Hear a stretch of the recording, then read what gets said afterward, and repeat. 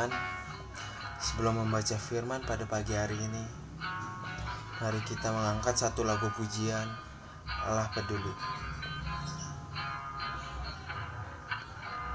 Banyak perkara yang tak dapat ku mengerti, mengapakah harus terjadi di dalam kehidupan ini. Satu perkara yang ku simpan dalam hati, tiada satu pun yang terjadi tanpa Allah peduli. Allah mengerti, Allah peduli segala persoalan yang kita hadapi, tak akan pernah dibiarkannya ku bergumul sendiri, sebab Allah mengerti.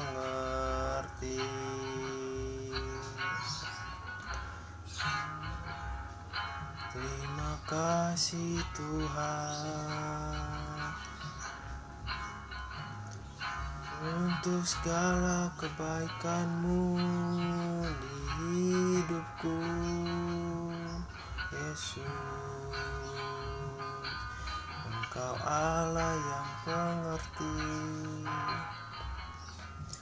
mengerti, Allah peduli segala persoalan yang kita hadapi, tak akan pernah dibiarkannya ku bergumul sendiri, lah Allah mengerti, sebab Allah mengerti, sebab Allah mengerti. Mari kita bersatu dalam doa. Bapa, pujian syukur kami panjatkan kepada-Mu atas berkat yang Kau berikan pada dunia.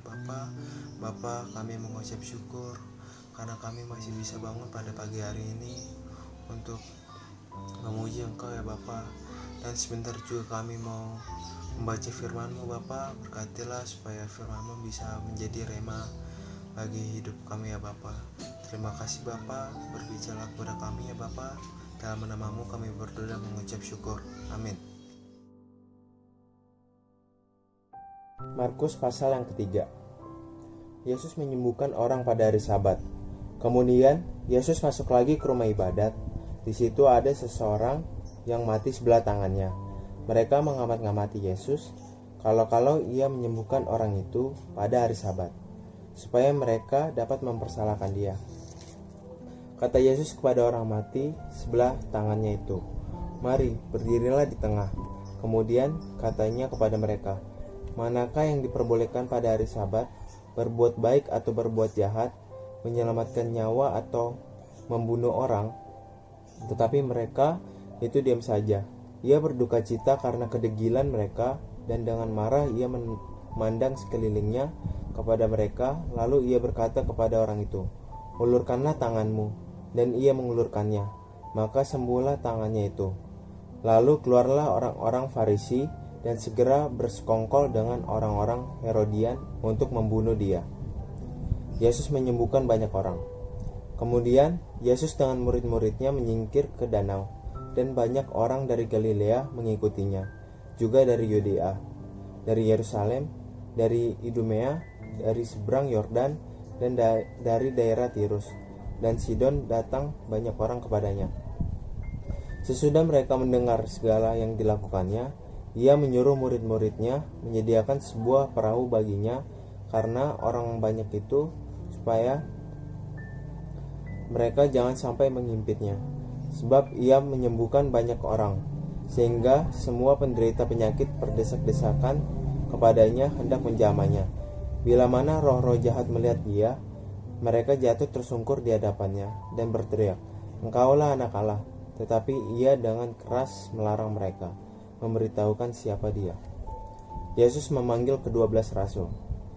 Kemudian naiklah Yesus ke atas bukit. Ia memanggil orang-orang yang dikendakinya, dan mereka pun datang kepadanya. Ia menetapkan 12 orang untuk menyertai dia dan untuk diutusnya, memberitakan Injil, dan diberinya kekuasaan untuk mengusir setan. Ke-12 orang yang ditetapnya itu Simon yang diberinya nama Petrus, Yakobus anak Zebedeus, dan Yohanes saudara Yakobus, yang keduanya diberinya nama Boanerges, yang berarti anak-anak guru. Selanjutnya Andreas, Filipus, Bartolomeus, Matius, Thomas, Yakobus anak Alfeus, Tadeus, Simon orang Zelot, dan Yudas Iskariot yang mengkhianati dia. Yesus dan Beelzebul.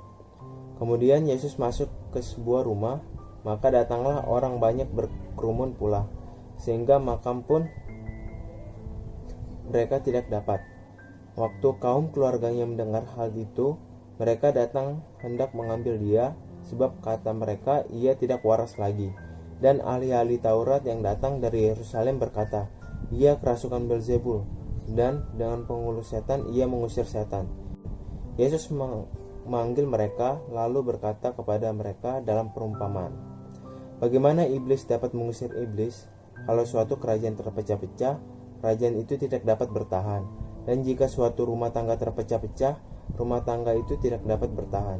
Demikianlah juga kalau iblis berontak melawan dirinya sendiri, dan kalau ia terbagi-bagi, ia tidak dapat bertahan, melainkan sudahlah tiba kesudahannya. Tetapi tidak seorang pun dapat memasuki rumah seorang yang kuat untuk merampas harta bendanya apabila tidak diikatnya dahulu orang kuat itu. Sesudah itu, barulah dapat ia merampok rumah itu. Aku berkata kepadamu, sesungguhnya semua dosa dan hujat anak-anak manusia akan diampuni, ya, semua hujat yang mereka ucapkan. Tetapi apabila seorang menghujat Roh Kudus, ia tidak mendapat ampun selama-lamanya, melainkan bersalah karena berbuat dosa kekal. Ia berkata demikian karena mereka katakan bahwa ia kerasukan roh jahat. Yesus dan sanak saudaranya. Lalu datanglah ibu dan saudara-saudara Yesus, sementara mereka berdiri di luar. Mereka menyuruh orang memanggil dia. Ada orang banyak duduk mengelilingi dia. Mereka berkata kepadanya, "Lihat, ibu dan saudara-saudaramu ada di luar dan berusaha menemui engkau." Jawab Yesus kepada mereka, "Siapa ibuku dan siapa saudara-saudaraku?" Ia melihat kepada orang-orang yang duduk di sekelilingnya itu dan berkata, "Ini ibuku dan saudara-saudaraku. Barang siapa melakukan kehendak Allah, dialah saudaraku laki-laki, dialah saudaraku perempuan, dialah ibuku." Demikian firman Tuhan hari ini. Mari kita berdoa. Tuhan, puji dan syukur kami panjatkan kepadamu atas berkat yang kau berikan pada hari ini, Bapa. Kami sudah menyelesaikan pembacaan firman Tuhan kami, ya Bapa. Berkatilah supaya firman Tuhan tadi, ya Bapa, bisa menjadi rema bagi kehidupan kami sehari-hari, ya Bapa, dan juga bisa mengubah hidup kami, Bapa. Bapa, sebentar juga kami mau melakukan kegiatan kami, ya Bapa. Berkatilah supaya kami bisa selalu mengandalkan Engkau dalam kegiatan kami, ya Bapa. Terima kasih Bapa, dalam nama-Mu kami berdoa dan mengucap syukur. Amin.